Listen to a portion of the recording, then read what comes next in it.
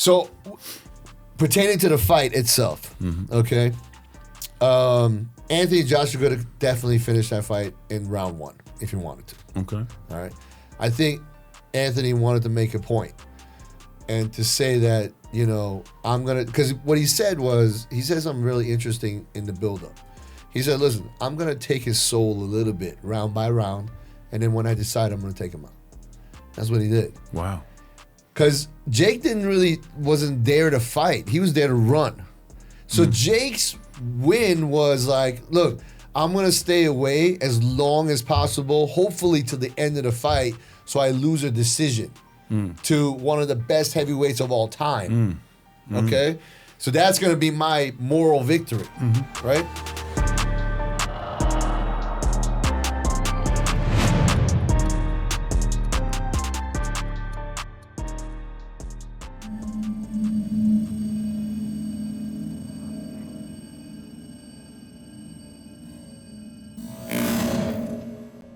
Alpha Hour episode 30. That's twice, baby. Way to jump it off. Hell yeah, man. Dude, Happy New Year, my brother. Hey, man. It is. Man. Not only is it happy, man, but this New Year is different from all the other New Years. Everybody say this is my year. Bro. This is literally our year. It's a whole nother astronomically. level. Yeah. Now, tell the people why. Because there's some cool stuff there. If you look into Chinese astrology, they do the years by horse. Right. I mean, by animals. Yeah, by animal, yeah. And this year is the year of the horse, which both of us are born in the year of the horse. I was born in 1966. He was born in 1978. Yeah. And, we've been friends since he was like 16, 17. Legit. But I never knew this about us and why how we click. And, we were it's flowing. just like a natural thing. Yeah. But in reality, we are aligned, like I say, astrologically. So it's just really cool. I'm looking forward to it. As I reviewed my life, in every horse year, my life had some kind of huge event. Impact. Now, at the time, I'm just living life. I'm not even tapped into that. Yeah. But now, like I say, this year is the year of the fire horse. And so I look back over all the other horse years and had significant, like I was born in 66. I moved from where I was born at in South Bend in 78. Yep. And then the next one is 90. So I started bodybuilding in 1990, like for real. I started lifting in 88, but I started bodybuilding in 90. I turned pro in 2002. I basically retired mentally in 14. And then, so it's just a trip to me. It's always been big, stamps. Yeah. And yeah, exactly. Like I can look back and say, wow, this is where I was and this is what happened. And again, me not being in tune with it or even aligned with it. Yeah. But now I am. So in other words, I know this is my year. I know it's no question. Good things are supposed to happen. So, they always say if you to manifest things, you got to act as if. Mm-hmm.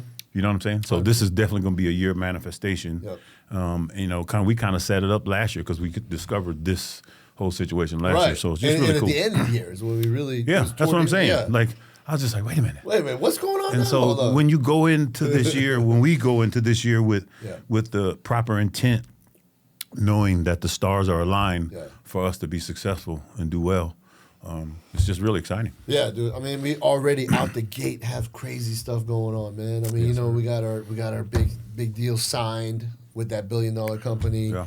For the peptide business and our longevity at the stuff. same time where the whole industry is coming to a bottleneck. Completely different, right? I mean, and we didn't...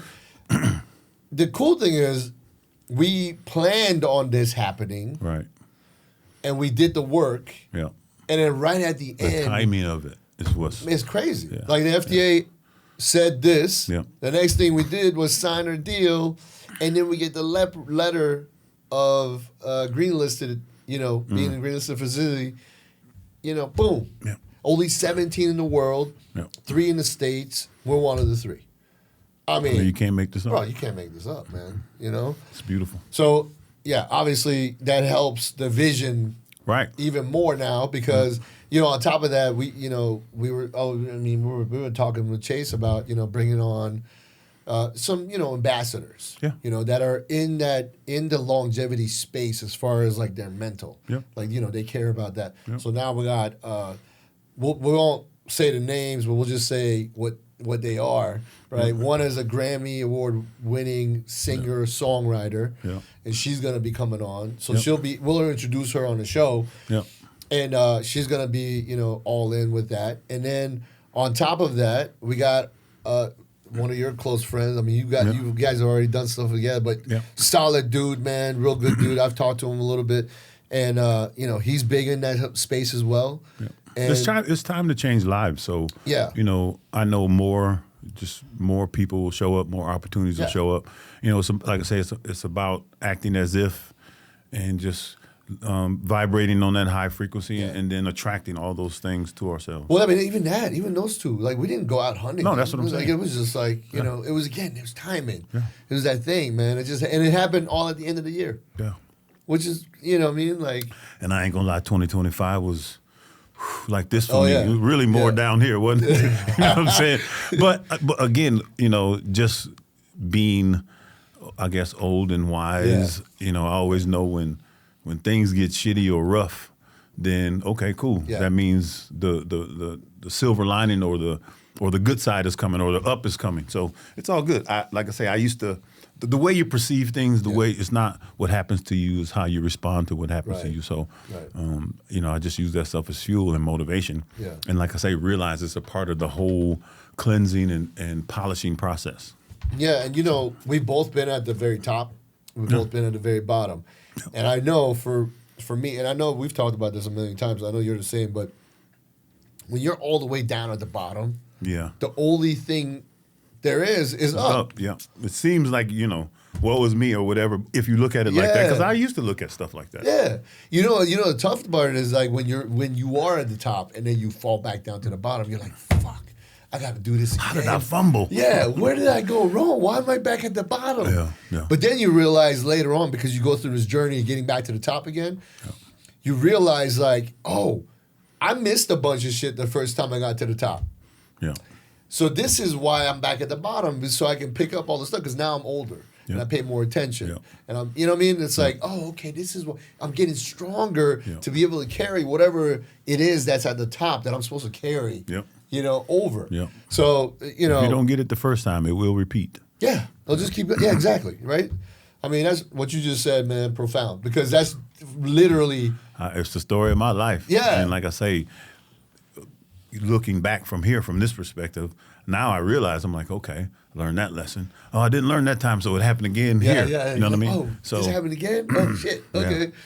Yeah, you learn. And then, we were talking about this when we were having breakfast, but, for me, this year starting out, I was like, all right, look, I'm just not going to do anything I did before this year. Mm-hmm. I'm just going to, like, all the things that I should have done, that I know I should have done before, I'm gonna implement everything. Like, and if the people who are gonna be on board with me and fuel that, they're gonna be on board with me. And anybody who doesn't like it, they bye.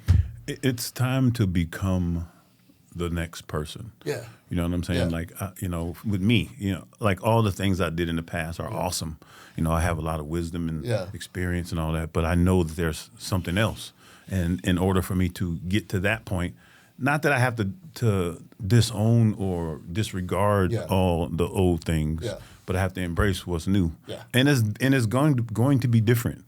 We're in the wellness space, so I'm praying that it will be in the wellness, because that's my passion. Right. Of course it will, because that's what we do. Yeah, that's what we do. But you know what I'm saying? But it has to be a different level or a different version. Yeah. The old 300-pound bodybuilder, that doesn't serve me anymore. Mm-hmm. I could just use AI to recreate that. Dude, that was crazy. It's pretty crazy. You know what? Maybe we send out to Chase and put it on our stories so people can see it. It's pretty cool. Yeah. Oh, by the way, speaking of that, speaking of that AI shit, so Toney sends me this clip that was on Facebook. I think it's an Instagram page. Is it? Yeah. Okay, whatever you sent me, right? Yeah, so and then it's Toney, but whoever took the clip off of him, one of his interviews from one of the podcasts he did, and they just basically, made him say. They made an ad of me promoting some Shilajit product or something. Yeah, it was pretty wild, because the actual page itself is all AI. Why is nobody talking about this unbelievable fact? He's over 80 years old, yet tougher than you are now. Listen to what he says. I'm 30 years older than the average male life expectancy in this country, but when I tell people nobody believes me, for a man wanting to reclaim his physical strength, the best solution isn't beetroot, isn't turmeric, and absolutely isn't ginger. Just 1 teaspoon of this substance and core energy surges directly with effects 73% stronger than turmeric and ginger combined. It's been used for thousands of years in Africa and Asia, but in America, nobody tells you this. And so my buddy was like, oh, it's so cool that you're famous enough for people to do that. And I'm just like, yeah, unless you're trying to do it yourself. Then and it's who like, was it that said, hey, I take that shit that doesn't do none of that for me? Oh, my boy Brandon was like, boy, I take that every day. It don't do like that for me. Shit. Yeah, I mean, because the ad is ridiculous. It says I'm 80 years old. Yeah, the blah, guy blah, goes, blah, blah, so. You listen, this guy's 83 years old. Listen to what he's got to say. And then he goes and he starts talking about, I'm like, damn. I'm like, my boy's not fucking 83. Fuck you. 60 ain't old enough. I got to be 80. Right. It was so funny. But You young whippersnapper. I was like, well, I guess it's flattering in a way. But at the same time, like, this is where it's headed. Yeah. And, that wasn't even a good AI. No. Like, it wasn't even, but Chase was saying, like, that was like. When I looked at it, which was 4 days ago, it had almost 300 views. So yeah. Whoever's page it is. It's got almost 4,000 views now. No, 300,000.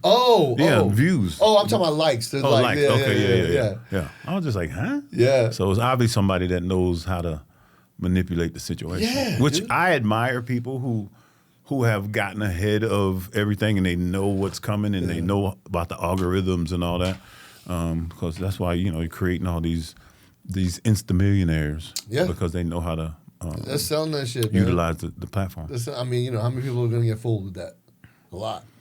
I'm telling you, even my people, what's the name of that product you talking about? I'm like, what? Like, what product? I'm not selling nothing. My people calling me, asking me about it. Yo, dog, what's that? I saw the video. Tell me about it.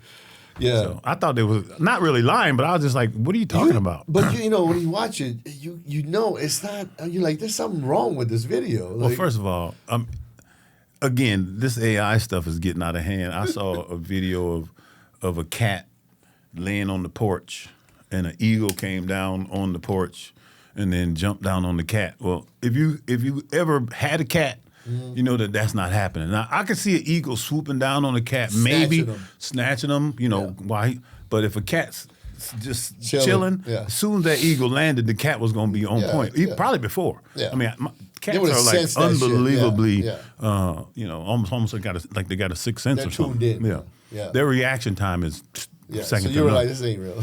No. I mean, because the lady came out trying to get the cat and the bird took off. I was just like, oh, that would have lost my mind if that was really, really reality. The scary thing is, though, they're like, think about it, in 5 years, somebody could literally, didn't you say there's like an app or something right now that they can take your face? Oh, that's what it's called. And they can make you do whatever just by taking a picture of your face? Yeah. What is it called? It's called a video, and you can make it say whatever you want. You could, so you give it a photo, and you could make it say whatever you want with your voice.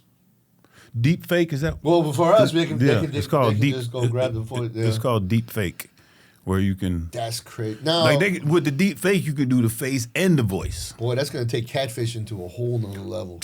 What? You're gonna show up and it's gonna be a dude in a dress with a fucking beard bigger than yours. It's gonna be like, wait a minute, your name's not Amanda. I traveled all this way. You don't want to see me? like no. You don't look nothing like this, man. That's hilarious. And somebody told me also now they have even like these apps, like these, you can do like video chats and stuff like that on these dating sites. Mm-hmm. There's these apps where it can change how you look even on that. So even when somebody's video talking with you, I was like, what? They were like, yeah, there's apps you can change your body apparently. I haven't seen it. But I see those. When you see all these chicks, and most of them are the ones that I'm talking about are white girls. Yeah. And they got these tiny waists and these huge hips. I'm just like, where they at? I'm like, where they living at? Where they at? Yeah. And then it's a filter. They'll turn a certain way, and then they'll be like this big, and then on the video, it changes. It's crazy. I'm just like, wow. The video. Oh, 1 million followers. I'm just like, oh, wow. Okay. So, like, that's what people prefer almost, that fantasy. Dude, these dudes are like, follow. So put more of those videos. I saw another video. This chick, she just launched her I guess it's OnlyFans. She made $2.9 million in the first day. What? Yes. She got $820,000 in tips and did like 1 point something. In one day? In one day, bro. First day, not just one day, the first day. Was she even real? I don't know. Now that I think about it. Man, that's crazy, right? Now that I think about it. It could be some dude. That owns the page and just... Yeah, it could be some dude. Because they are doing that. I did. Dude, I remember somebody was telling me that there's guys that are making AI girls for OnlyFans and they're making money off of that shit. Oh, yeah. So it couldn't have been... Yeah. It couldn't I mean, if you go on literally, Instagram, there's pages with tons and tons of followers, and it's just all AI. And I'm looking at it because I'm a physique guy. Yeah. You know what I'm saying? Like I study bodies. Yeah. I study humanity. Yeah. You know what I'm saying? Yeah. And I'm just like, I mean, I could tell in 1 second because the proportions are just. you're like, this doesn't make sense. Like, I mean, you almost couldn't even fantasize for a chick to look like that. You know what I mean? I'm like, come It's on. too They got this one. outlandish. I'm 62 years old. I'm like, you're about 62 days old. You're AI. Yeah, you're AI, man. You were made yesterday. So yeah, man, it's the landscape for dating is so scary now. Like you're like it's you know what I mean? Like anybody who's out there dating, man, good bro. The lies, the deceit, the microbiome. Yeah. To be honest with you, and Yeah. I'm old, so I would be, even if I'm something, I was all of a sudden single or something. This dating scene would scare the crap out of me because I've studied the microbiome so much and how easy it is to, you know what I'm saying? Like when you're young and dumb, you just you don't care. swap and spit. You know what I mean? Man, I'd be so terrified to try to have to go. Rekindle something, start anew. Start over man. from the beginning and date and I've been with Kelly 30 something, almost 33 years, 34 years. But anyway, I see her walking through the house and I'm just like, damn girl, you look good. Her body, she looks like she did 25 years ago. Met her first, right? Yeah, I mean, after all the crap that she's been through. Yeah. So yeah, I'm digging that. I love that. It's crazy, man. Like, I mean, I have friends. I mean, you have friends too, but we have friends that are out there dating, and they're like, "Bro, it's so bad." Yeah, I can only imagine. Yeah, well, you got to like make a certain amount of money just to even talk to a girl. Yeah. Well, nowadays, and even the girls that are not even in the position to say that. Right.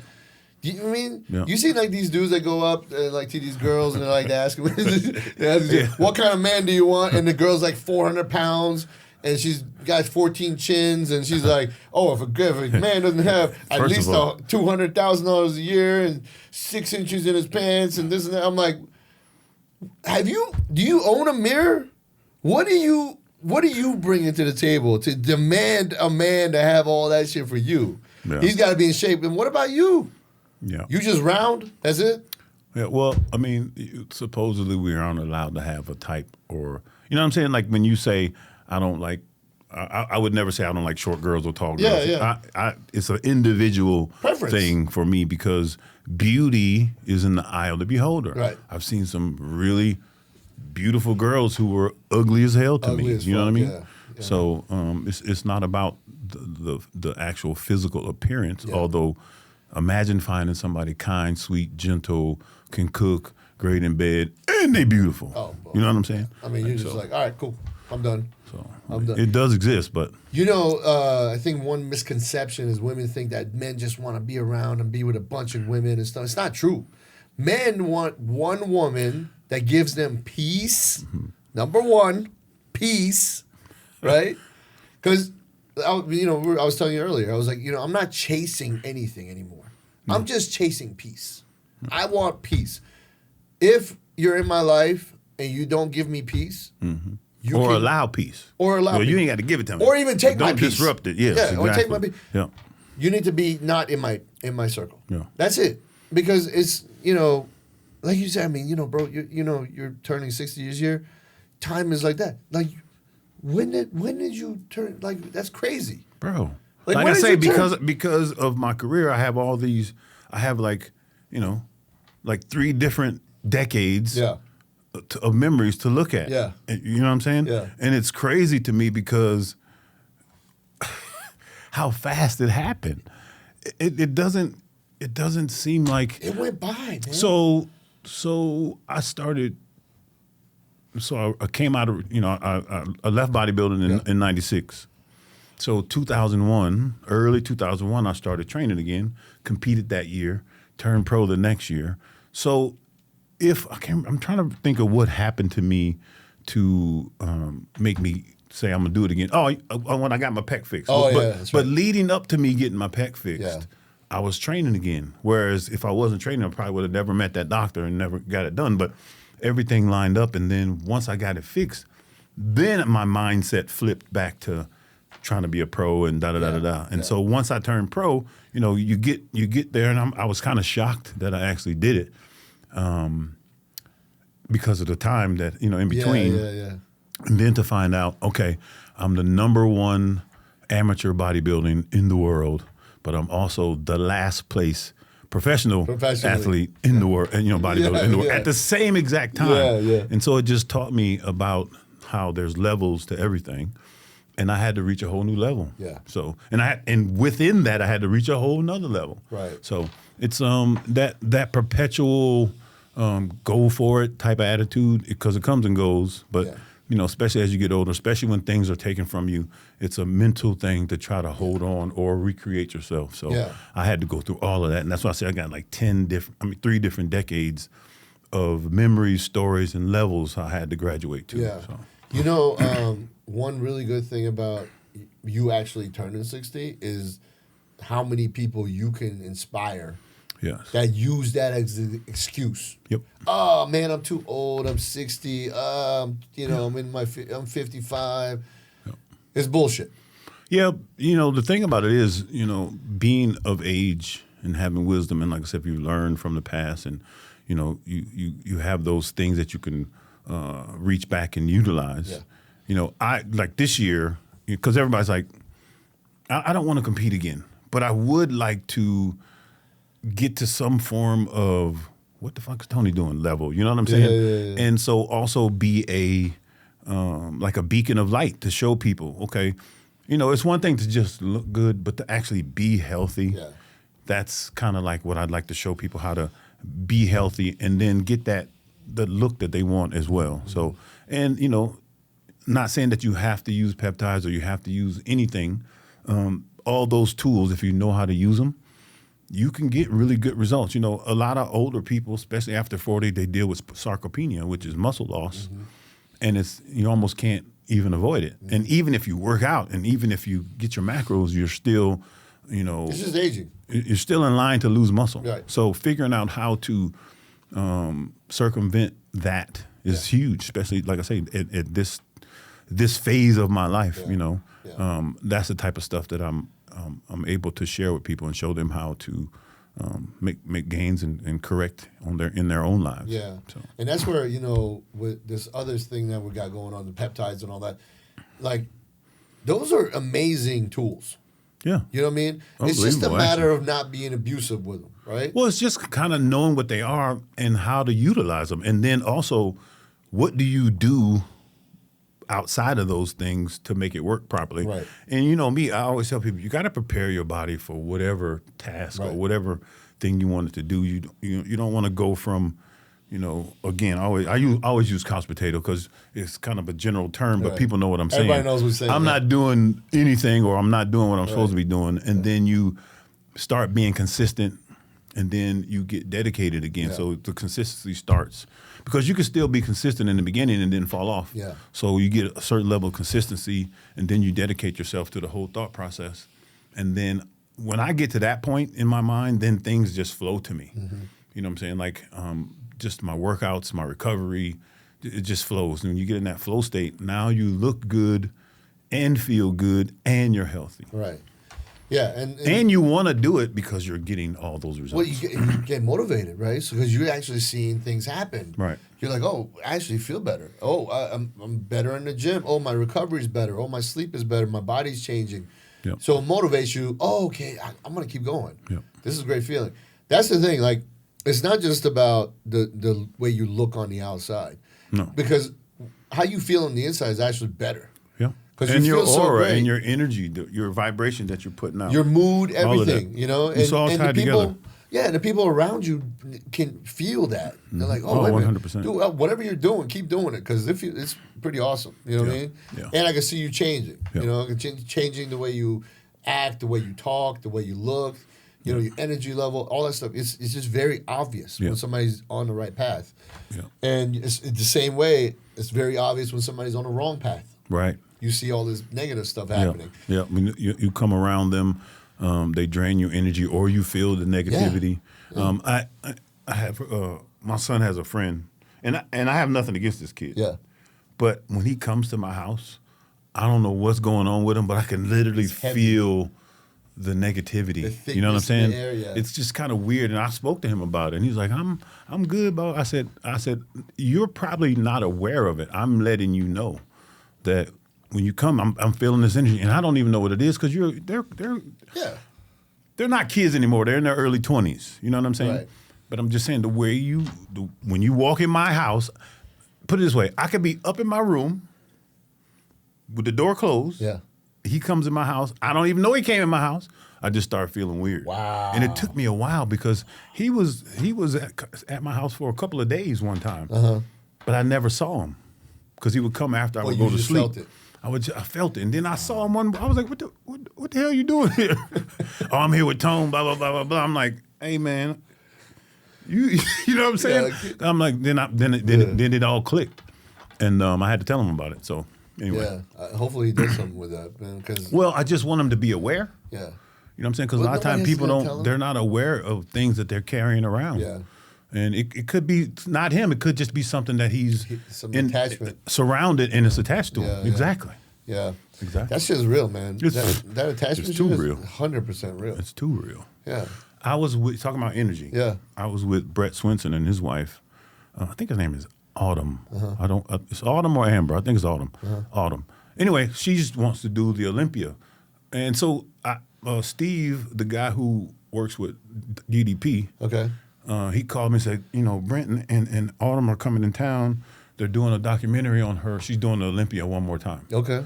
And so I went to go meet with them. Right. And I didn't know what I was doing or even know what they want. But you know how I am, bro. Right. Feels like. So, you know what I'm saying? Yeah. So I went and we're sitting there and I'm talking, she showed me pictures. I'm talking to her and I'm talking to him. And I started getting goosebumps because the energy in the room, you know what I'm saying? I felt... She basically was looking at my pictures from when I competed and like kind of comparing herself because she's not tall. She's 5'6", but she looks. What category is she? Women's physique. Oh, okay, physique. And she just competed against Natalia, who won the Olympia. Okay. And got second. Wow. And then she did another show a few weeks later and won. Okay. So she's qualified already for the Miss Olympia. She's ready. Yeah. So I'm just she was like, I want your input, and we talked. And I gave her my perspective, and then we went in the gym and I showed her some things. They loved it, but the whole time, I'm vibrating. I'm feeling this, because that's my passion. Yeah. But I don't really get to use it that much. Yeah. You know what I mean? Yeah. And so when I see somebody, she said, "Well, are you training people, coaching?" I said, "Yes, but I'm kind of doing it silently. I'm not really advertising. Yeah. I kind of go by, referrals, word of mouth." I said, "My deal is, I don't want to depend on that to eat, right? Because it turns into a job and it's not fun anymore. Business, yeah. But I love doing it, especially with people who really want to put in the work because it's work. It's not, you know what I'm saying? There's things that make it seem like it's not work. You know what I'm saying? In other words, you're enjoying it so much, but it's work regardless. 24/7 work. 24/7 work, and it's precision and all that. So she was like, "Well, when do you think I should start getting ready?" I said, "Right now."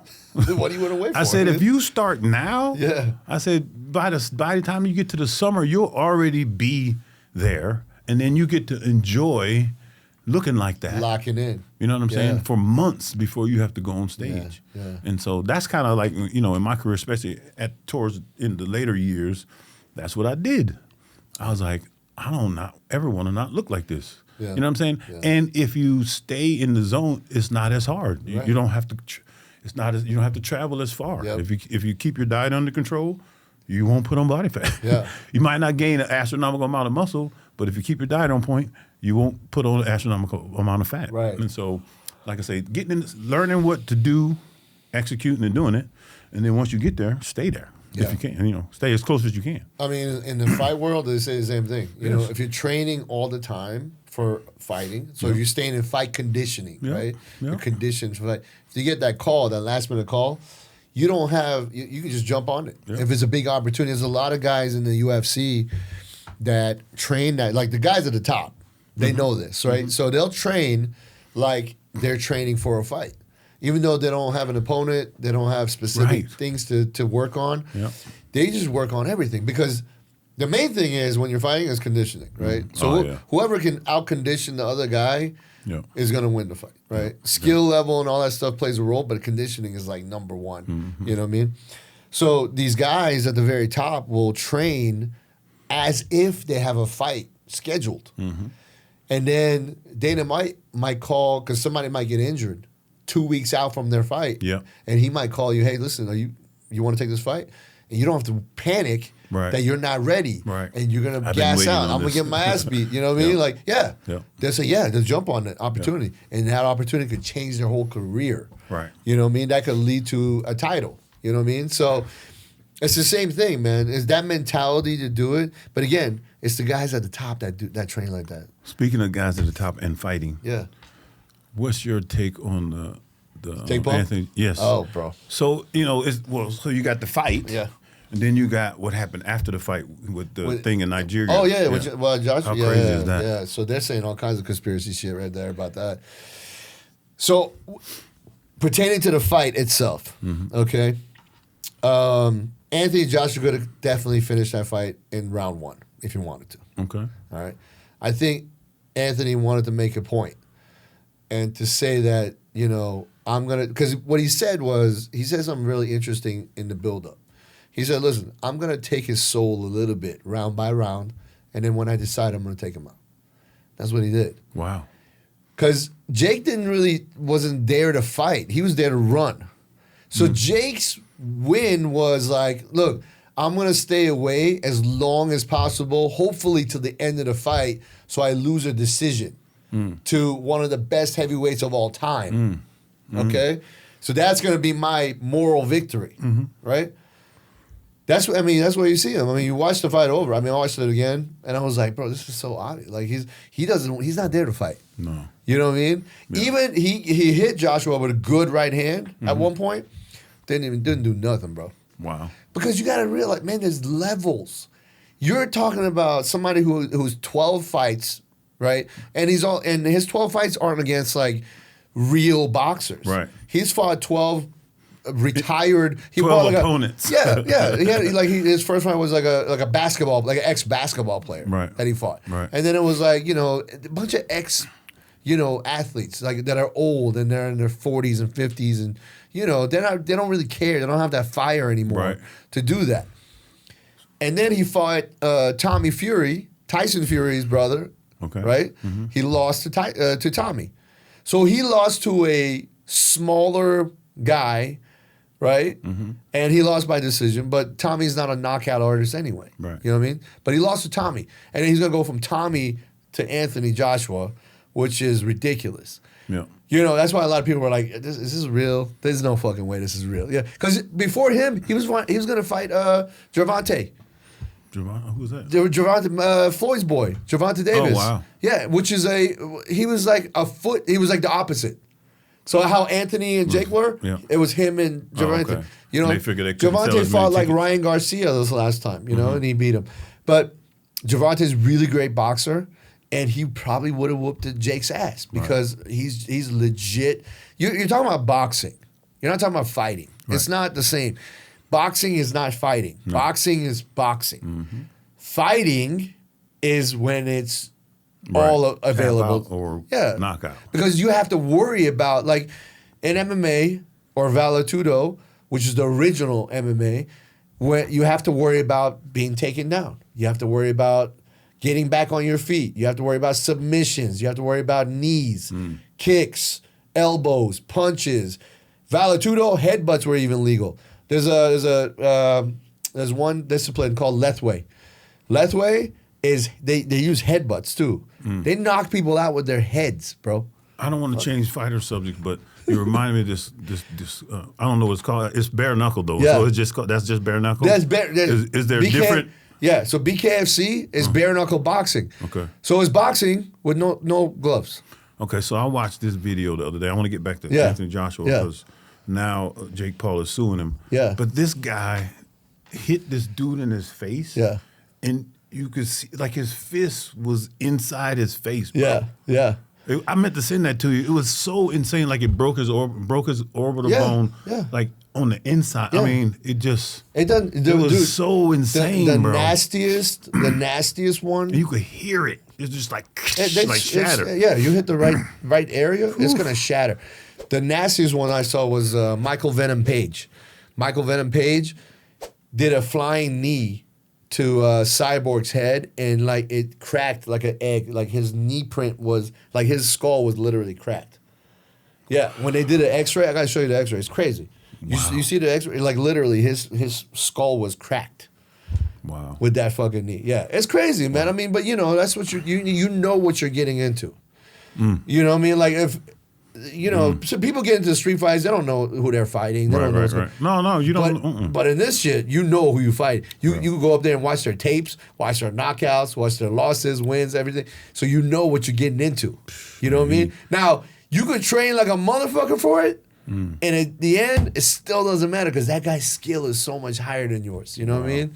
And you're just gonna get your ass whooped. You're gonna go back to and with the fighting thing, man, the best people grow from their losses and become way, way scarier. Yeah. You know what I mean? Yeah. That's what happens. You look at Pereira. You know, that guy. He beat Adesanya at middleweight, knocked him out, right? And he knocked him out in kickboxing too. So he comes into the UFC, and that's a funny ass story, bro. He was in a bar.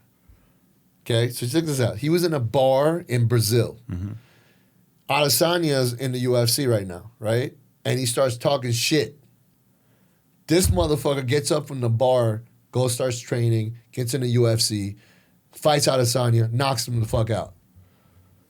Yeah, damn. That's how he got in the UFC. He was talking shit about him. This dude was chilling in a bar. He was working at a tire shop. So he was in a different modality. So when the first time they fought it was in Glory Kickboxing. Okay. So it was just kickboxing, right? Yep, Feet, you know, and Pereira, his name is Alex Pereira. He knocked Adesanya out in the kickboxing, right? And then Adesanya becomes world champion in the UFC. Okay. And he's talking shit About the old fight. about him. He's sitting in a bar in fucking Brazil. This motherfucker was working at a tire shop in Brazil. Done. He gets up. He's like, all right, I'm going to fuck you up. Starts training. Gets in the UFC. Has like 2 fights. Knocks the first two fights he's in. Knocks him dead. Like, you know, the first one he did, flying knee, boom, knocked him out. And everybody was like, oh my God, who the fuck is this guy? Then people started looking him up and like, oh, dude, this is like a world champion kickboxer. You know what I mean? Now he's in the UFC. Oh, shit. Because now he has to learn how to grapple. Or He's got to have to learn to grab. Exactly. Yeah. So, but the good thing for him was he had Glover Teixeira, which was a former UFC world champion, light heavyweight champion, that was coaching him. Okay. And they became like fucking best friends, man. They're like best friends. But that's been his head coach now. So teacher and Teixeira is known for his jiu-jitsu. His jiu-jitsu is like, top of the food chain. Right.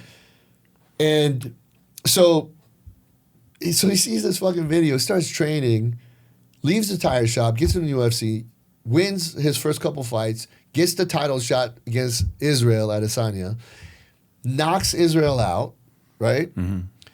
Gets the title.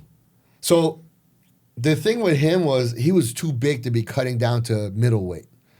You know what I mean? Yeah. He's 6'4", 200, he walks around like a 230. Right. He was cutting down to 185. You know what that does to your body to cut that much? Yeah. chainsaw in like Scarface. Right. I mean, legs. Yeah, exactly. You know what I mean? So to cut that much weight, because you have to cut weight and then rehydrate for the fight. So you're already depleted. Right. Even if you rehydrate, your body's not. It takes days to get it all to back. get your power back, longer, right? Yeah, so depending on how you did it. But he's got that nuclear bomb option where, some people just have that knockout punch. Right, like right. Conor had it, Yeah. with his left hand. Yeah. Conor was knocking people dead. He just had that punch. You know what I mean? Wow. So that's what this guy has. And so then Israel comes back with the rematch, and Israel knocks him out. Okay? So then he goes, okay, I'm going to go up to another weight class. And so he goes up to light heavyweight, wins the title in light heavyweight. And then he calls Israel out. Like, bitch, I came down to your weight. Come up to mine. Come up to mine. Let's get this trilogy going, right? Right. Israel didn't do it, but they might at some point. But he's on top of the world right now. I mean, he's talking about fighting John Jones at the White House. Oh, wow. At heavyweight. Trump gonna put a boxing ring on the lawn. Oh yeah, did you see this? Uh-uh. Oh, bro. This year, Trump is literally making a mini arena on the White House premises. Wow. And they're gonna put on the first ever UFC fight from the fucking White House. Wow. And it's gonna be like only 25,000 people. I think 25,000, something like, or 5,000 maybe. I might be way off. But it's not like the usual whole arena. Yeah. It's going to be a very few select people that are going to actually be at the thing, but it's going to be on I think Netflix or Paramount or something, like one of those big networks is going to show the whole fucking thing, and it's going to be the most stacked card of all time. Obviously, because it's at the White House. When is that ever going to happen again? Never. The only reason that's happening is because Trump is tight with Dana. When Dana was starting the UFC. Nobody wanted to give him an arena to put fights. Yeah. You know what Trump said? Trump said, come to Atlantic City. Yeah. You can put your fights on here. Yeah. Trump had his back. Yeah. And Dana's the type of person, man, you go out there, look out for him like that. Yeah. He will never fucking leave your sight. Yeah. Never fucking leave your sight. Yeah. So, yeah, there's a fucking UFC event at the White House this year. That's going to be crazy. Yeah. So I want to end that, but talk about Joshua. Jake Paul's suing him now or something. Yeah, what's he suing him for? Because he did damage. He broke his jaw. Like, in other words, the contract. You weren't supposed to hit me like that, basically, right. I guess. Right. So. I guess in the contract there was some clause that said, I don't know. I mean, you would have to see the contract to say it, but if the only way that would even make sense is if there was a clause in there that said, don't hit me with your right hand or something, because he's known for that right hand, Well, I don't know when he decided to sue him, but after the accident in Nigeria. You know what I'm saying? Yeah, it's kind of weird, right? It's just kind of weird to announce that, after that. And then you got that whole conspiracy talking about it could have been a sacrifice and all this other crap, but, we'll never know. It's weird because if you look at what they said the driver was not that's not what he does. He's not a driver. The driver of that car is not a driver. It's just somebody gave him the gig for the day to drive the car. The truck that they hit was on, imagine on the far right shoulder, there's a broken down truck. It wasn't like it was in the road. And it was parked. And it was parked. Yeah. And it had the lights on. So this car had to have gone, and it was during the day.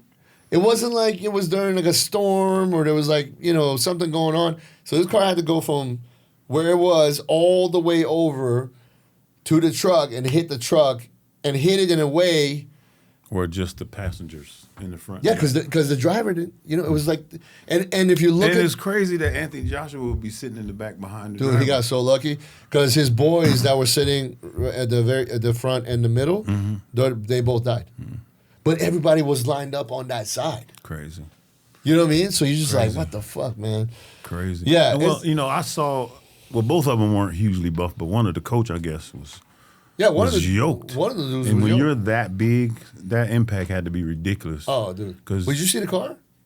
Well, yeah. I really didn't. I've seen bits and pieces. It looked like the car. It looked like a these tuna cans when you open it. It looked like that. Like that whole side. It looked like fucking. It was just smashed. Yeah. Rest in peace, man. That's crazy. Fucking crazy, man. You know what sucks though? I feel for Anthony because these were like his. It was like family. Right. They've been with him a long time. Forever. I don't know how long, but a long time. Forever. Yeah. They've done everything together. All the fight camps, all the trainings, all the stuff. They've been there with him the whole way. His whole journey. Yeah. I can't imagine mourning them and then getting a lawsuit from. Getting his lawsuit on top of that, and then he was saying something after the fight where he only got paid half his money. So he's supposed to get like 92 million or something like that. He was got like 40. Yeah, I know, right? 92 million is crazy. But they both got 90 million or something like that. You know what I mean? And then that shit, I mean, that's kind of shitty of Jake. If that's true, that he's really suing him, because these days you don't fucking know. It might be some clout shit. But if that's true, that fucking sucks for Jake. Because it shows his character. Yeah. Do you know what I mean? Like, even if you're going to sue him, don't do it right now. I'm surprised Tyson didn't knock him out, I guess. Well, you saw what Tyson said? Yeah. He goes, I want a rematch. This time, I'm not going to do what... Follow the script. Follow the script, yep. Yeah. So that tells you everything right now. Dude, there's so many... Did you watch that fight? I'm not into fights, so I only end up... It's like football. I have one team, I watch them. Everybody else, I just watch the highlights. So if you watch that fight, okay... Or you can even watch. There's a bunch of videos now of the fight, and they like break it down to all the times Tyson could have uncorked on him, and he didn't, and he held it, and he even showed it. Right. He was like, And what did they pay him? Like 20 million? What was it? 20, 30 million. No, let me get this. Let me get that money. Yeah, Tyson. Tyson. Look, give me my money. Yeah. I'll go in there for 8 minutes with you for 20 million. You know what I mean? Like that's fine. But that's what it is, man. I mean, and that's why he said this time he was like, I'm not going to follow the script, because Tyson knows Tyson could fuck him. Did you see Tyson hitting pads? Oh, when he was training for the thing, I couldn't even. I'm like, Jake, are you watching this? You're gonna get murdered. Are you seeing this? Yeah, Jake just looked. He looked like he was calm. He was good. Because he knew. Yeah, of course. You're like if you going into a fight, you know that guy's like, oh, okay, good. Yeah, we're gonna follow the script. All right, cool. You're not worried, because you know you're not even gonna get hurt, and you're not gonna get hit with nothing. You're gonna be good. You just gotta sell it. Yeah. And now Mike's like, yeah, I want that fucking rematch, and then I'll show you something. Mike will fucking. I would always want a rematch for 20+ million. Hey, you want to do it again? Cool. Let's do it. We do it 10 times. Like, you know what I mean?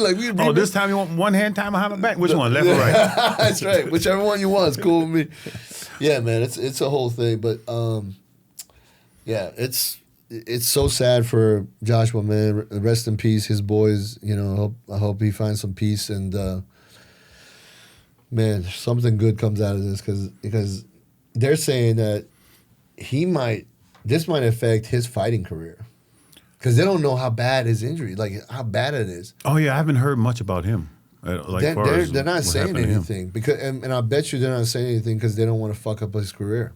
They're probably putting a hush on everybody because you could be internal shit going on.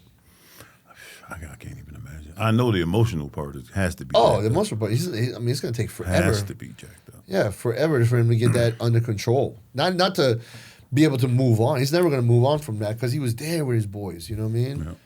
Like, he's gonna remember what they were talking about right before it happened. He's gonna, you know what I mean?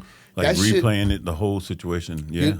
You see what I'm saying? So he's gonna psychologically, he's gonna be messed up. But but it's gonna also show a lot of his character, how he bounces back from it. You know what I mean? But he's one of those. We talk about rare people in the world. Mm-hmm. He's one of those rare people, man. You can just tell there's a difference. Yeah. You know what I mean? Yeah, I saw him earlier in his career. He's definitely come a long way. He looked more like a basketball player when he first started. Now he's solid. He's solid, yeah. You know what's so crazy? Did you ever watch him fight Andy Ruiz? Again, probably highlights. He's like a chubby Mexican kid. Mm-hmm. He's 6'2". Joshua's 6'6", right? Mm-hmm. And it was the first time Joshua was going to fight in America, because he always fights in UK, right? Mm-hmm. So it was the first time to fight in America. And the guy he was supposed to fight failed the drug test. He got popped for like every steroid, man. It's like, he didn't even give a fuck. It was like halotestin, fucking, I don't know. I'm like, where the fuck are you getting halotestin, man? Because, it makes you fucking crazy. Right. So he fell out, and then last minute, they called Andy. And they said, Andy, you want to take this fight? He was like, yeah, fuck yeah, man. Give me my money, Mm-hmm. He comes in, dude, I'll show you a picture of him. If you saw the pictures of these two, you'd be like, this dude is going to get murdered. I think I've seen, I'm pretty sure Chubby, I did see that. Yeah. Now, Andy's not a small person. He's 6'2". And he got a hell of a punch, too. Dude, right? his hand speed is ridiculous. You know what I mean? And that's what fucked Joshua up. You know what I mean? Yeah. Because Joshua thought, okay, I'm gonna come in, I'm gonna smoke this dude. It's at the MSG. Mm-hmm. It's gonna be fucking. I'm gonna set this thing off right in America, right? Comes in there and he fucking tees off on him, knocks him out. That reminds me of, and so that's because Anthony's looking at him, maybe not disrespecting him, but he doesn't appear to be a threat. He's looking past them. Yeah, he doesn't appear Yeah. to be a threat. Yeah. So, you already know my team is the Bears, and Yeah. they played San Francisco last week. And, again, I've watched the highlights of San Francisco, and Brock Purdy's their quarterback. Yeah. And he's been killing it. But I hadn't watched the whole game. And so I'm watching this dude, and he's going off. He's like carving him up. The final score was 42-38. So they were just going back and forth, back and forth. Yeah. But Brock Purdy looks so Ordinary. just like he can't. Not saying he can't do anything, but what I'm saying is, I know when they be running at him, like I'm about to kill this little, and then he'll just go. He just was man. He was carving them up, bro. I was tripping. I said part of that is his skill, and his ability. Yeah. Like the most of it is. Yeah. But what makes it look so crazy is you can almost tell that the defender is underestimating him. Like maybe even if it's just for a split second. Yeah. You know what I'm saying? Like, oh yeah, that's right. That's Brock Purdy. but visually you seeing him like, I'm about to take his head off. And he's not there. He just, oh my goodness, he was killing him. I was just like, this don't even make no sense. He's just so, because he was like the last draft pick the year he got drafted. Yeah. And then last year they gave him a bunch of money. Yeah. And so, everybody was like, should he get paid? Because everyone's looking at him like, look at him. He looks like a professor. I mean, like he just looks like, okay, the little guy that plays Spider-Man. That's what Brock Purdy looks like. Okay. Small, just looks like a regular dude. Not that he's not an athlete. I'm just saying visually, he's doing Superman. He's doing Superman shit. Yeah, yeah. And he looks like freaking Clark Kent. You know what I'm saying? Like a small puny Clark Kent at that. Yeah. I just got to give that man respect. It's crazy what he be doing on the football field. I mean, sometimes you have those outliers, man, that just don't look the part. No. He's very cerebral with it. Yeah. It's almost he knows where everyone is. We don't have to talk about football, but I saw one play where he was looking this way the whole time. Yeah. But this is the dude he wanted to throw it to. So he's looking over here, and the defense is going over there, and then he just threw it. He just threw it when the dude wasn't even on the screen yet. Wow. I was just like, this boy is That's sick. Yeah. That's what I'm saying. He's much respect. Much man, we respect. talk about being locked in. That's called being locked in. Yeah. You know what I mean? That's it. That's called being He locked in. deserved that money. First, I was like, man, they're going to give him more. Give him some more. Give him some more money. Give him more of that. Yeah. Yeah, man. But that's what, the cool thing about it is that, the ones that are locked in like that, they're always the most chill. Yeah. They're always most like down to earth, like, soft spoken and shit. Like they're not all loud and shit. You know what I mean?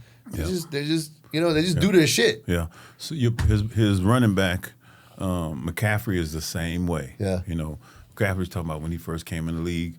Everybody thought he was a little scat back. You know what I'm saying? Yeah, and he's like probably, in my opinion, he's definitely top 5 running backs in current. And they just underestimate him. Yeah. A little short white kid. Yeah. Blah blah blah. But you watch his tape, you watch him train, and I'm just in awe watching him train. Like, and then you see him.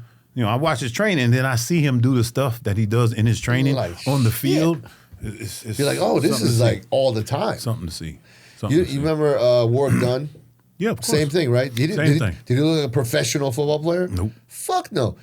Was he a bad motherfucker? Fuck yeah, Unbelievable. man. Yeah. Muggsy Bogues, 5'3". Muggsy, bro. In the NFL. So it's all. Wait, who's the Spud Webb? Spud Webb. Won a dunk competition. Now, Spud, Spud was probably 3 or 4 inches taller than Muggsy. Yeah, I think Muggsy was smaller. 5'3", and Spud was like 5'8", 5'9". He won, but Spud won the slam dunk competition. I know. Going against like Wilkins and you know what I mean?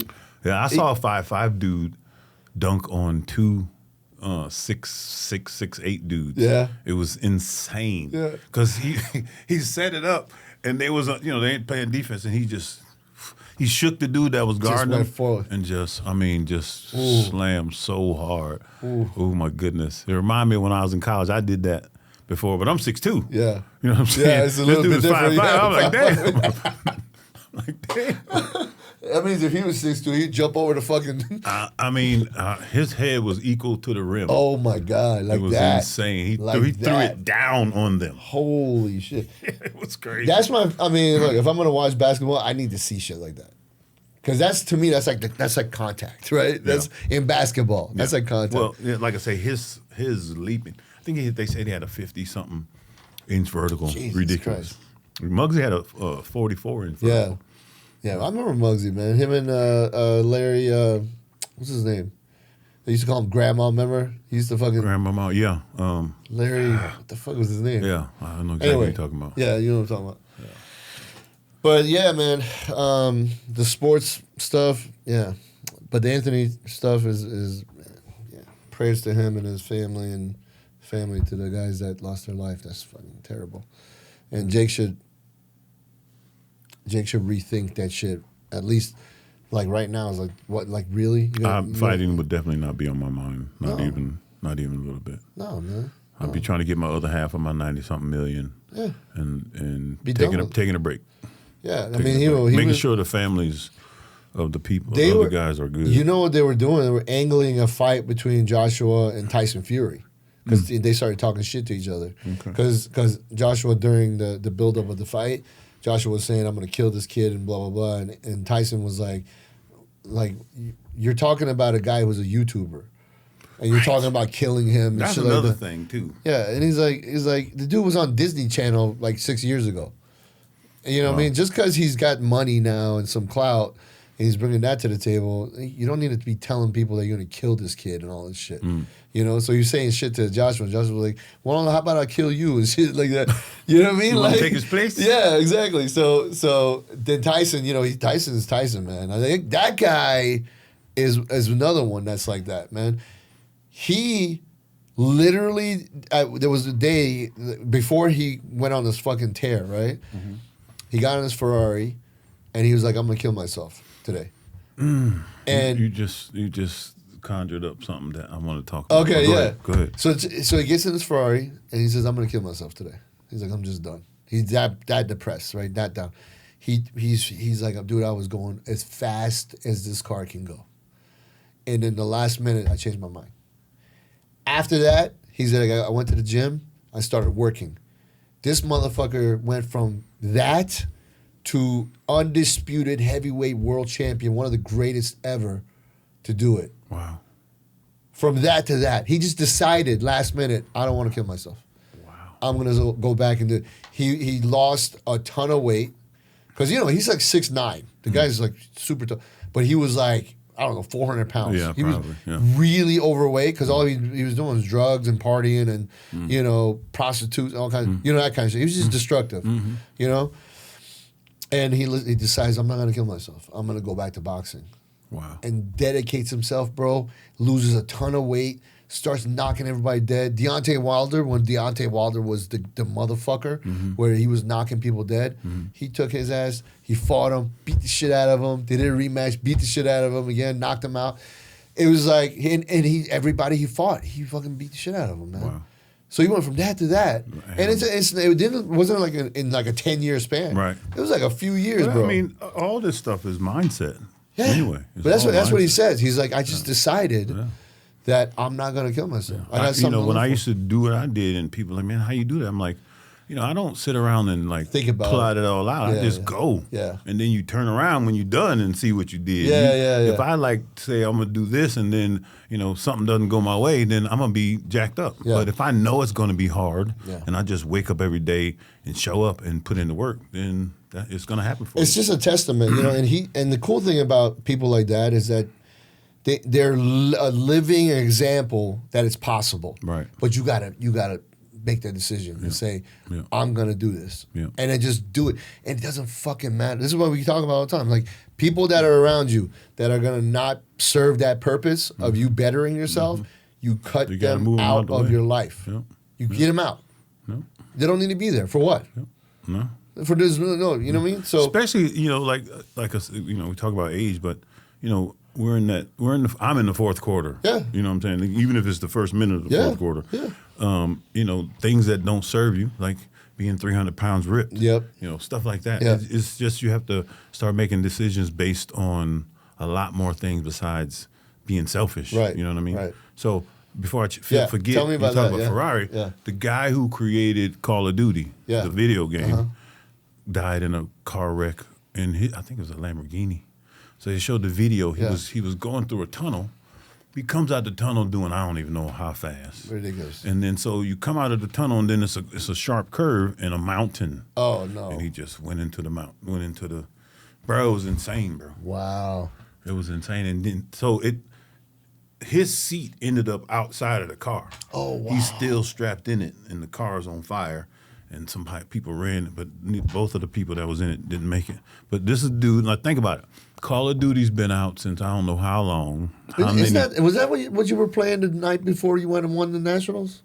Yeah, yeah. Was that Call of Duty? Yeah. With Joe? Yeah. That's what I'm saying. Call of Duty. Damn, it's been around dude, that long? Yes. So how many billions he has? All the billions. And it was so sad. I mean, I don't even know these people, but it's still sad because you understand. Like, imagine being in the car with him, doing God only knows how fast. Yeah. Under those circumstances, and then you're going so fast that you can't stop or turn, and you have to do both. Yeah. In order to still be here. Try to you know be what I'm here, saying? Yeah. And it's crazy. I mean, full. You know what I'm saying? Like it was like it just fast as you can go, and then boom, and run into the stop. Yeah. That's I'm always happy when people are super successful, and it's always sad when shit like that happens. Yeah. You know what I mean? Do you remember the brand Tap Out? Yes. Remember brand? Yeah. So there was 3 guys, right? It was Punkaz, Scrape, and Mask. Okay, and and these guys, they literally, like when I tell you they started from the back of their car selling that shirts and shit. That's where they started, and they built it into. Eric Hillman did that. The guy who owned Europa. Right. I met Eric in '86 buying supplements out of the back of his back of his car. Yeah. Yep. So they built this brand from literally the trunk of a car, and then they signed a deal with the UFC and all that stuff, and they blew up, and they made all that money. Mask, which was the guy who would always paint his face, right, ended up dying in a car crash in his Ferrari, and it was the same thing, like they did all this work, they got there, finally made it, and then just a waste of a person, and he was a good person. Like I met him many times. And when I tell you this guy was just like, like we were talking about aura and energy, vibration and stuff. But like, when you were around that guy, you just want to laugh and smile and be happy. That guy was the nicest guy, you know what I mean? And I remember when I heard the news about his, I was like, this can't be real. And I looked, and there was 3 people, right? So it was Punkaz, it was Scrape, and then it was Mask. Punkaz was the short one, right? Scrape was the one I was like 9 feet tall, obviously. Scrape, right? So Punkaz, the UFC. Punkaz. Okay. Yeah. Okay. Yeah. So he was, the UFC had a fight here, and actually John Jones was fighting, so he was in town. And we actually went to, this was after the fights, we went to Waffle House. Okay. Because it's late, you know what I mean? So we went to Waffle House, we were sitting there, and we were talking, and we started talking about masks. Because I hung out with them a few other times throughout, because they used to come to Vegas, and that was back when I was in Vegas, for all my crazy shit. And so I met him back then, through all the guys. And man, he's like, I still can't believe he's not here, And we all have that friend that we're like, you want to pick up the phone and call him, and you're like, fuck, I can't call him. Man, that's how I feel about my mom. Poof. Yeah. Right? You know what I'm saying? Like, I had all my brothers, and anybody who has a recording of her leaving a voice message, I have them send it to me so I can listen to them randomly. It's crazy, bro. It's crazy. Yeah, it's crazy, Life right? is short. There's a lot of, remember Joe? Our boy Joe. The skydiver? Yeah. Oh, man. Like, there's so many times I'm like, fuck, man, I can't call him. Him, you just knew that's how he was going to go out. Dude, you know what I'm saying? Like, that's how deep he was into it. He was all the way. He was thousands of jumps in. He was jumping every day. When you said something earlier, but Mike Tyson said the scariest or when you get what you want or what you think you want, that's when you're in the most jeopardy. You know what I'm saying? Because you have to control yourself, and because now I have this thing that I put this effort, time, and energy into, whether it be money, whatever it is. Yeah, that's when you're most vulnerable. Yeah, most vulnerable. Yeah, and he was, and so crazy is, man. Before that happened, I saw him like 2 weeks before that. We grabbed dinner in Woodstock, and we were talking, and he was telling me about all these plans he has and all this stuff. And I was like, man, that's amazing. At the same time, I was like, bro, can you find something else to do instead of jumping out of airplanes every day? When I first met him, when we talked about it, I'm like, oh, okay. But then I realized, I'm like, wait a minute. He's all in. Because I watched the video yesterday about, he used to do the skydive and have the flight suit. The wingsuit. Yeah, he did the wingsuit shit. So competitions. I was watching this video yesterday about this dude doing his first wingsuit, or first or second day of the year or whatever.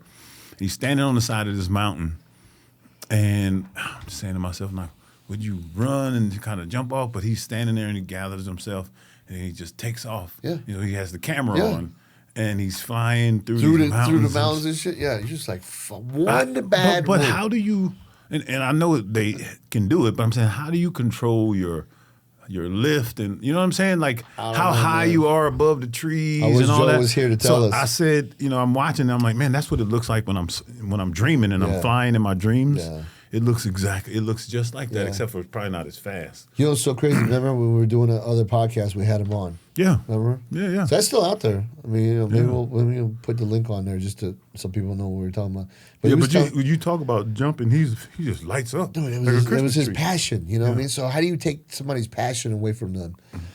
Because you love them and you don't want to. So, it's curious, not thinking about it and how many times he jumped. I got my really good friend. He, the guy I introduced you to, James. Yeah. He's a para rescue. Oh yeah, so he's jumping. You know what I'm saying? To help people. So he was telling me how part of his training was they take you up to whatever it is, 50,000 feet, something crazy like that, and they push you out of the plane with no parachute. Oh. And they let you fall for how many somebody comes to grab you, and then they all come down and grab you or whatever. All that. And man. So he was telling me.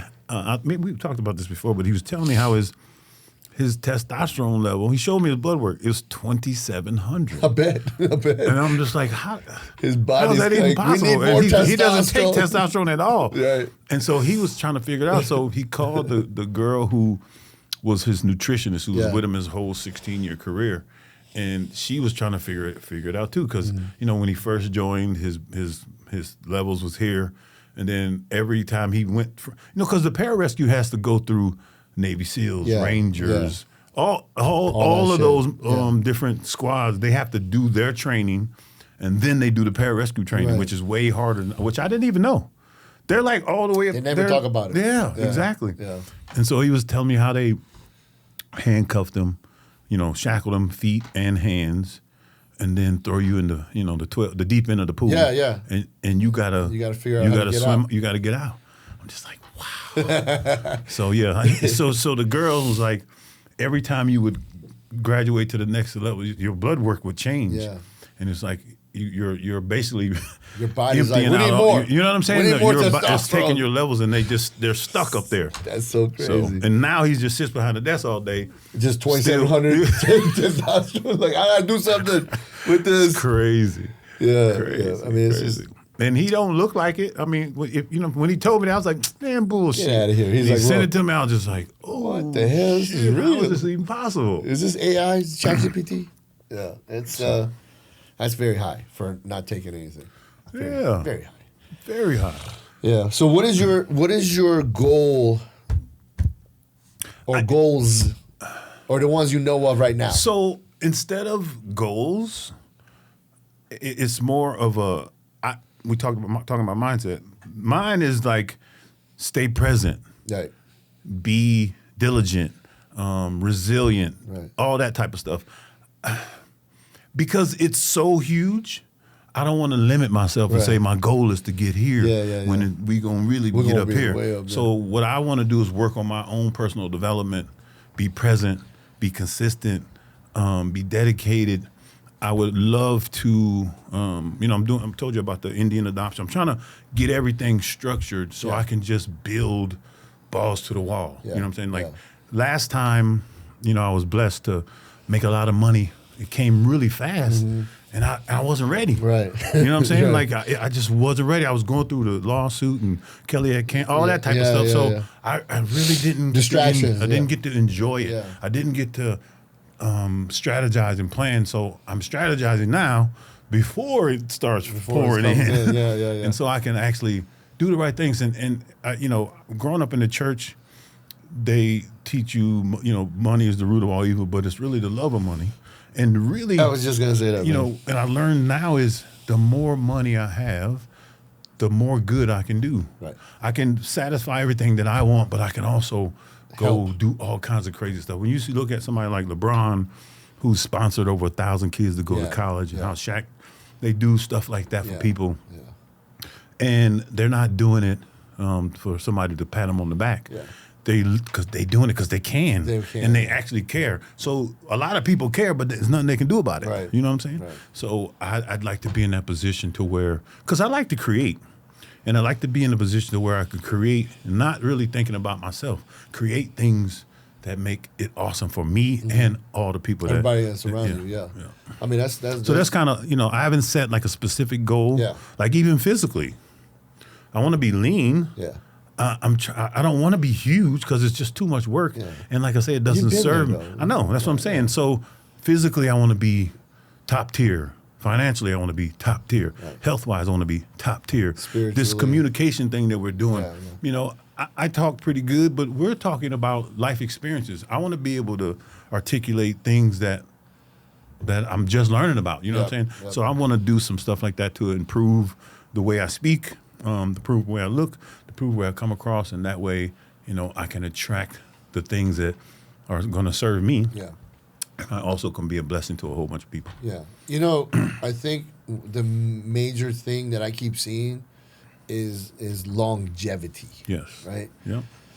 And, under that whole, umbrella falls everything that it takes to have longevity. And, when we talk about longevity, it's quality of life. Yes. That's what we're talking Health about. span, quality of life, Spiritual, structure, emotional, family, friends. feeling good. Right. Like, I was looking at something that they talked. It was a video about bodybuilders being huge, Right.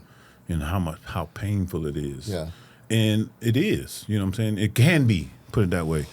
And I've had times where I was huge and hurting, but I had times where I was huge and felt like $10 million, didn't have any kind of aches and pains.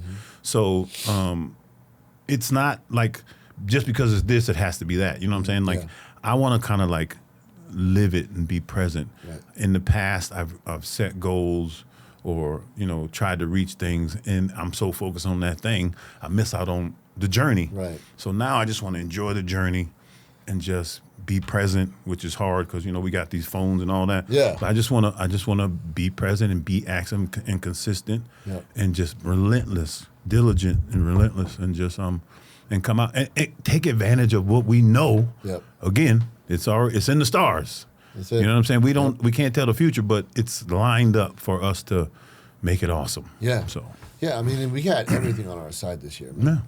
yeah. This is really the biggest thing I think is for us to stay on course. This is what we were talking about before. We're gonna stay in our lane, right? Because we're building our own lane. Yep. It's not we're not sharing a highway where everybody else is at. We're building our own, and we're gonna be in this. And if you're in it with us, then you're in this. Yeah. If you're not, you're gonna be on the outside. Yeah. That's it. All aboard. Yeah.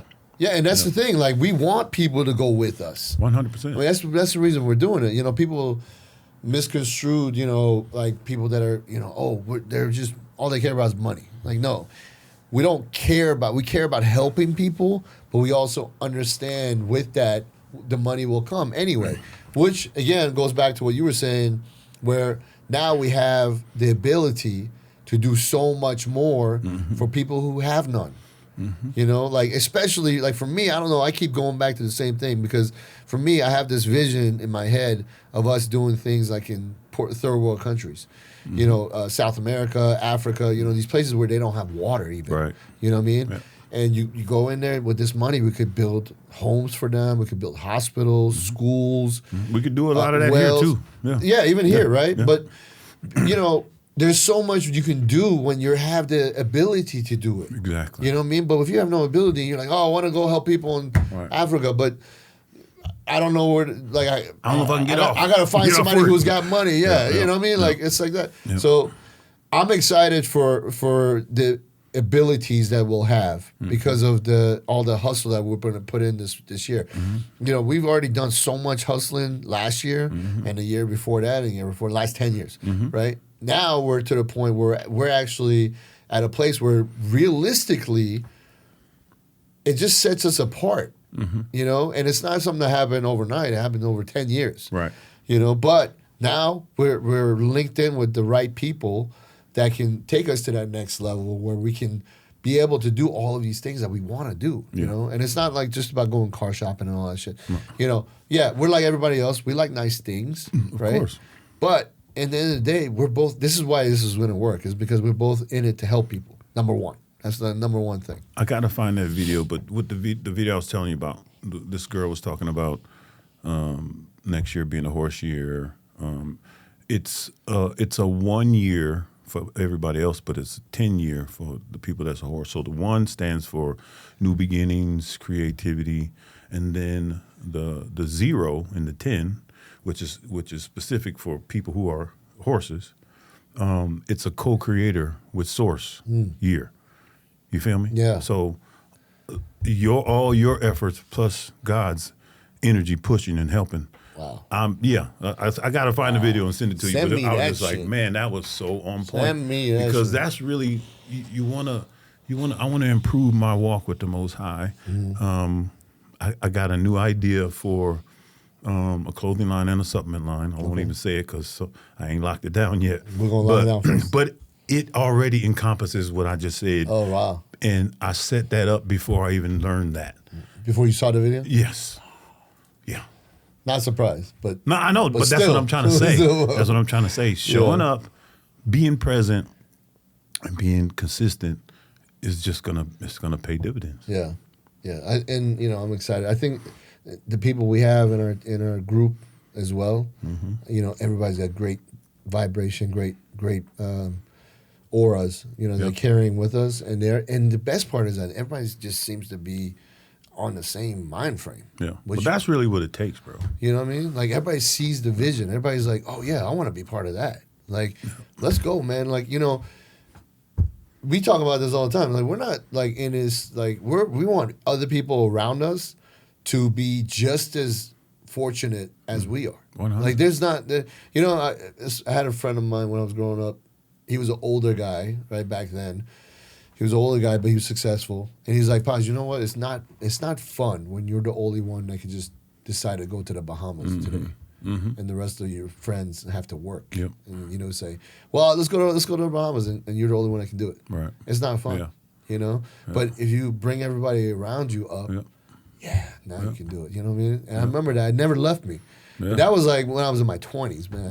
Yeah. He told me that. It never left me. I mean, you're a sum of the 5 people that you're most closest to. Which is scary. So, you know. You better pick those 5. Man, like when you really like think about that, you're just like, it's shit. kind of crazy. Yeah, like, I'm about to cut some motherfuckers somebody out. gotta go.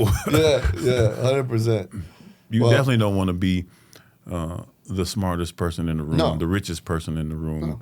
None of you know, Because you have no what I'm saying? growth. I told you I went to that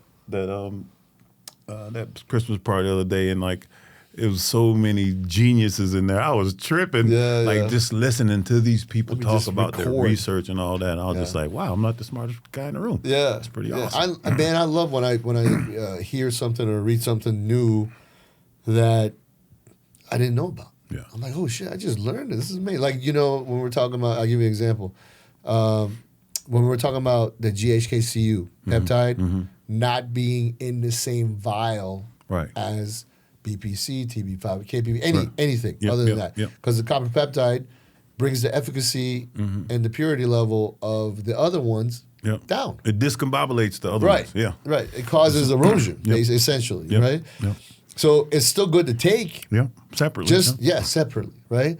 So that means the glow that they're selling, the Clo and all that stuff is actually, you're not actually getting what you're paying for. Looks good on the label. It looks great. Yeah. You're like, oh shit, I'm getting 4 peptides in one shot. You're like, no, you're really getting 1. And I ain't gonna lie, it's true. You did it, right? It's very, very, very true. Yeah. The difference between taking them all together and taking them separate is pretty significant. You can feel the difference. You see it, right? Yeah.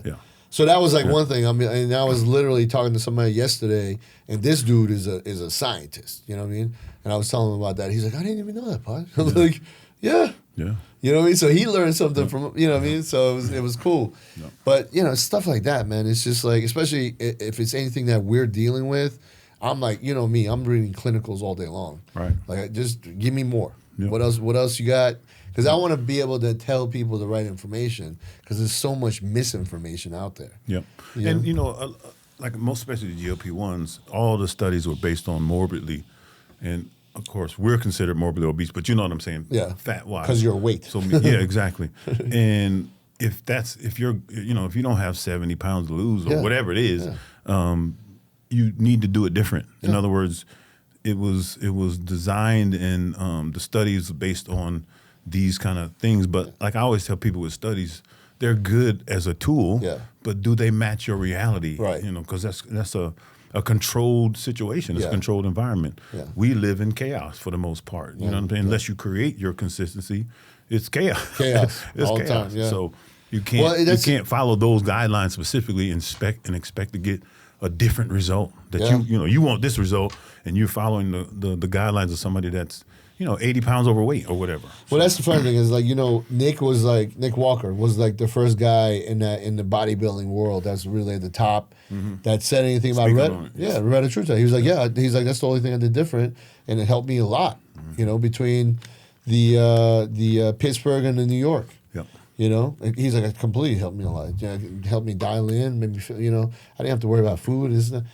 And he was the first one to say that. And so you can't compare him with somebody who is 70 pounds overweight that doesn't even work out. Yeah. And it's funny because he is probably 80 pounds overweight, but it's muscle. But it's all muscle. I mean, he's like 5'6", bro. That's just crazy how big he is. He packs on so much muscle in his frame. Crazy how big that boy is. But that's exactly what it is. So the studies are important, but you gotta look at yourself too, and how does this study pertain to you? So that's and I tell people, prepare your body to receive peptides.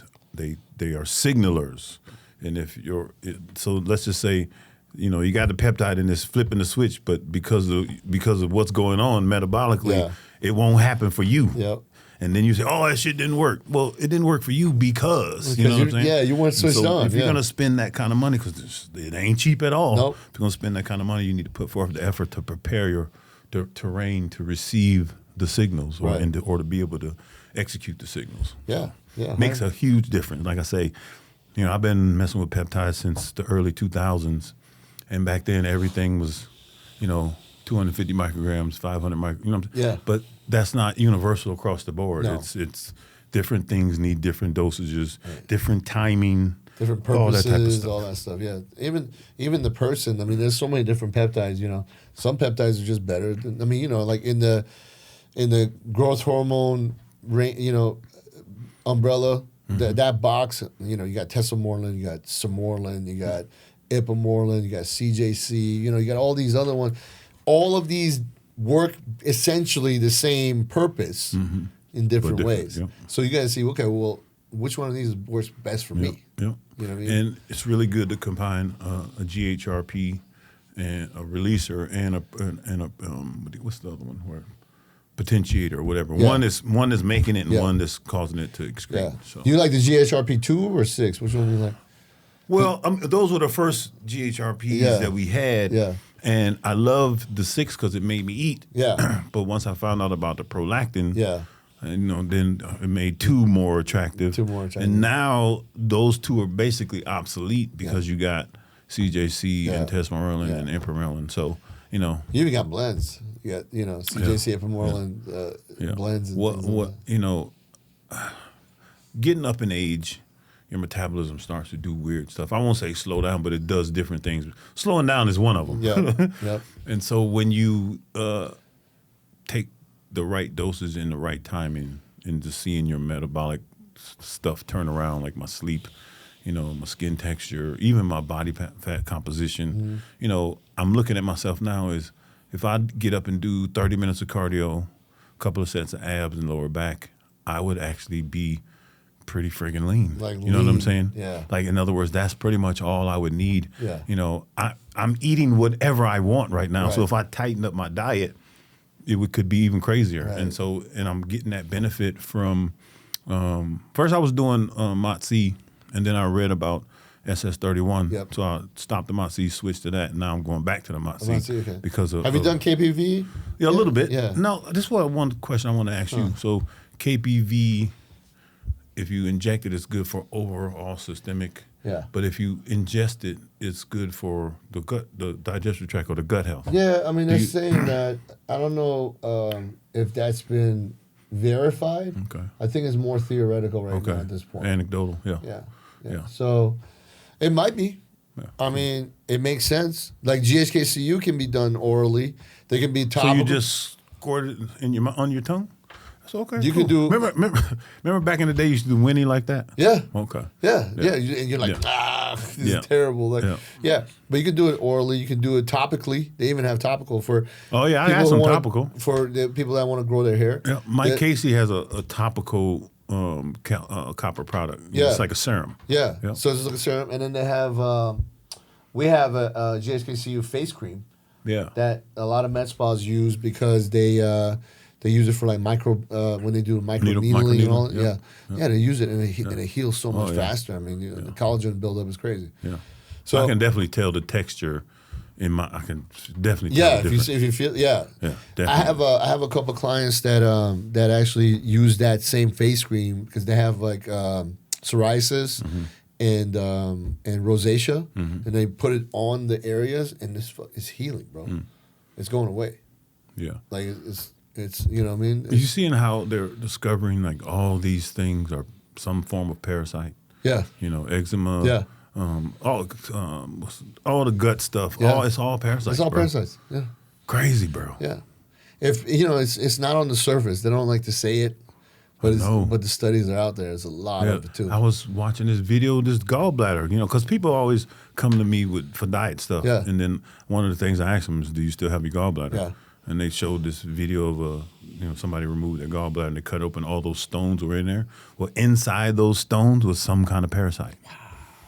Yeah. So all those people, they have gallstones, liver stones, kidney stones, all carrying parasites. Yeah. It's like your body's encapsulating them. Oh, man. You know what I'm saying? That's like some alien shit. Well, that's what a tumor is. A tumor is a tomb. Yeah, it's a tomb. It's a tomb for the bad stuff. Yeah. And then you're going to go do a biopsy, poke a hole in, let a few out. Let a few out.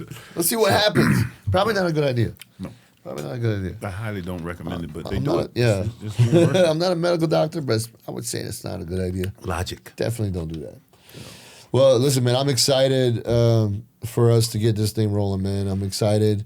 I can see already what's going on. I mean, even today, man, it just felt good. You know what I mean? Even I got to tell you, I could tell you back in the gym, and your energy is completely different. Not that it was bad before, but I could tell you was carrying some stuff. I was carrying a lot, man. And congratulations. Thank you, glad bro. you, Thank you. know what I'm saying? I feel better. Like it's crazy. Like I told you last time, not last time we saw each other, but you know what I'm saying? I noticed when the switch flipped. Yeah. Yeah, it was very noticeable. We were having lunch or something like that somewhere. Yeah, and you were like, I noticed something. I was like, yeah. Oh, we were talking about with James for the website. Oh yeah. For the website, you can tell something. Yeah. Yeah, man. I decided. Yeah. I decided, and I was like, bro, this that is happiness is a decision. Yeah. It doesn't. Your circumstances. If you allow your circumstances to control whether or not you're happy or not, you're gonna be miserable. It's gonna be like a roller coaster. Your life gonna be like a roller coaster. Yeah. And so happiness is definitely a decision. Yeah. All of last year, I didn't do that. I neglected myself for like last year was when it was really like obvious that I was neglecting myself. That all the years before that, I was neglecting myself. It was like a little bit more every year, like a little bit more, a little bit more. And it got to the point where last year I was like, this has got to stop. Fuck this shit. You know, like I'm not, this is not me. You know, you've known me long enough. You know this is not me. Yeah. I know this is not me. So I was like, you know, end of this 2025, man, I just sat down and really talked to myself. And I was just like, look, motherfucker, that's it. Yeah. This no one's coming to save you. Right. Nobody cares. And yeah. that's the thing, man. Like, you got to remember, like, you know, as a man, nobody gives a fuck. Nobody cares. Ain't it crazy? It is what it is. Yeah. You know what I mean? Like, you have to understand this and you have to hone it and just say, go ahead. No. I was reading something or saw something, and they was like, nobody cares about the tree. They're only interested in the fruit. Yeah. I was like, oh, damn, shit. That's it. That's a visual. The fruit you bear. They don't really care about you per se. They care about the fruit that you bear. I was just like, yeah, because it's true. It is true. That's why it was, because it's so true. Right. And that's why, you know, I just said, I am done doing this to myself. Like, I'm not doing it. And if, like I said before, man, anybody who's meant to be there with me will be there with me. Anybody who's not, all the best. Like, I have no ill will, no hatred, no nothing. All the best to them. Yeah. But they're not gonna control my peace. Right. They're not gonna take my peace. Right. Because I'm gonna take my peace. Right. I'm gonna take it back. You know what I mean? I love it. Yeah. I love it. That's crazy. Yeah. So I made a choice, man. And I was like, this is it. I don't give a fuck. I don't care if I'm by myself. If I have peace, you'll enjoy that. Oh. You would enjoy that. I missed it, man. It's been so long, you know. Like, I just haven't had peace, man. I was watching one of my videos back to what was called Battle for the Olympia, 06. Oh, yeah, Which is literally 20 years ago. Oh, my God. Oh, my God. It's so crazy. And so I'm watching this video, and I could see how happy I was. Right. Maybe it could have just been in the gym, but I was so in my element. Yeah. It was kind of funny. Because I hadn't seen that in literally 20 years, and I'm watching myself, and there's just a little shit. I'm just talking, and just, I mean, I don't know how many sets I did. I was just going in. You were just going. But I'm watching, I'm just like, wow, that was literally 20 years ago. Wow. For real. 20. Bro, that's crazy. Crazy. That's crazy. Well, I'm super blessed. You know, I love where life is taking me right now, and I love what, you know, the people that are going with me. You know what I mean? You know, I don't have to tell you, but no, not at all. You're family. I mean, for we life. almost got to like hold ourselves back from just putting stuff out before it's supposed to. It's so difficult to like not just go all out. You know, we're like, all right, we're gonna have to, we'll get you some next episode. Yeah. We'll give you a little bit more. You know what I mean? Yeah. Because, man, it's just like, you know, people don't understand until they visually see it and go, holy shit, this is what they were talking about. Yeah. So at the end of this year, when we get ready to ring into 27, they're gonna look back on episode 30 and they're gonna be like, oh, dude, this is what the fuck they were talking about. This is crazy. Yeah. You know what I mean? So I'm super pumped for the journey, man. I'm blessed to call you my brother. Yes, sir. You know what I mean? Sir. Yes, sir. And I'm excited for the people that are in a circle that we're gonna build this whole thing with. And man, it's gonna be amazing, man. It's cool having an audience to share stuff like this with as well. Yeah. You know, we want to thank everybody for the views and the likes and whatnot. And, you know, it's crazy watching how this thing is transforming into what growing. it is. It's growing. I really appreciate that. Yeah, it's growing. And apparently, I don't know anything about the social media numbers and everything, but apparently we're not doing bad. No. Right? Apparently. Apparently we're not doing too bad. So, yeah, man, let's go out with a prayer for this year, man, and you know, nothing but love for you, brother. Father, thank you for this day. Thank you for this new year. Thank you for this partnership. Just bless us, Father. Be with our families, guide our path, and walk with us, Father. Thank you. In your name I pray. Amen. Amen. All right. See you, episode 31 coming at ya. Hot and heavy. Let's go.